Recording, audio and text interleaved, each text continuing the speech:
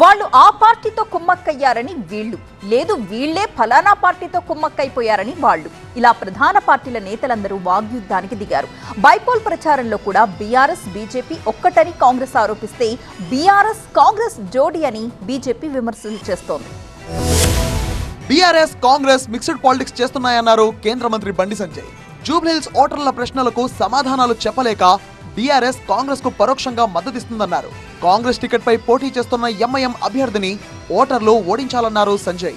BRS field నుంచి పక్క జరిగింది, అవుట్ అయిపోయింది. బీఆర్ఎస్ ఫీల్డ్లో లేదు.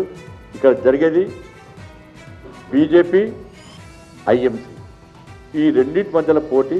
నేను జూబ్లీహిల్స్ ప్రజలకు విజ్ఞప్తి చేస్తున్నా, మీరు భారతీయ జనతా పార్టీ వైపు ఉంటారా, ఇండియన్ ముస్లిం కాంగ్రెస్ వైపు ఉంటారా, మీరు నిర్ణయం తీసుకోండి. బీజేపీ కాంగ్రెస్ ఒకటే అన్నారు బీఆర్ఎస్ సీనియర్ నేత హరీష్ రావు. కాళేశ్వరం విషయంలో ఈ రెండు పార్టీల నేతలు కూడబలుక్కుని మాట్లాడుతున్నారన్నారు.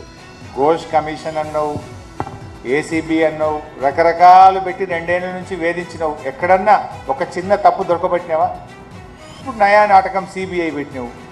అసలు నిన్ను కదా ఓట్ ఫర్ నోట్ కేసులో ఇప్పటిదాకా నువ్వు స్టే తెచ్చుకొని నువ్వు ఈరోజు కోర్టును అడ్డం పెట్టుకొని ప్రాసిక్యూషన్ జరగకుండా ముందుకు పోతున్నావు. 5 ఏళ్ల కింద నీ మీద ఓట్ ఫర్ నోట్లో ఈడీ కేసు అయితే ఇప్పటిదాకా ఈడీ నిన్ను ఎందుకు అరెస్ట్ చేస్తలేదు?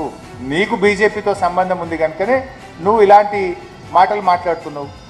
నిన్ను ఈడీ ఎందుకు అరెస్ట్ చేయలేదు ఇప్పటిదాకా? ఓట్ ఫర్ నోట్ కేసులో నీ మీద ఈడీలో ఎఫ్ఐఆర్ ఉంది. Why ED is not arrested Revanth Reddy? The should answer both Kishan Reddy and Revanth. BRS BJP నేతలు అభివృద్ధి నిరోధకులుగా మారారన్నారు సీఎం రేవంత్ రెడ్డి. గత 10 సంవత్సరాలుగా వాళ్ళు చేసిన ప్రణాళికలు ఏంటివి, తెచ్చిందేందో, ఎక్కడ నిలబడి చర్చ చేద్దామన్నా నేను సిద్ధం. కేటీఆర్ను కిషన్ రెడ్డిని ఇద్దరిని కలిసినామని అడుగుతున్న బ్యాడ్ బ్రదర్స్ని ఇద్దరిని. ఈ నగరాన్ని అభివృద్ధి చేయాలంటే మాకు బీఆర్ఎస్ బీజేపీ ఎమ్మెల్యేలు ఎంపీలు అడ్డంకిగా మారినరు, చీడ పురుగుల్లాగా తయారైనరు. జూబ్లీహిల్స్ ప్రచారంలో 3 పార్టీలు పరస్పర ఆరోపణలతో ఓటర్లను కన్ఫ్యూజ్ చేస్తున్నాయి. ఎవరి మాటలను ఓటర్లు నమ్ముతారో చూడాలి మరి.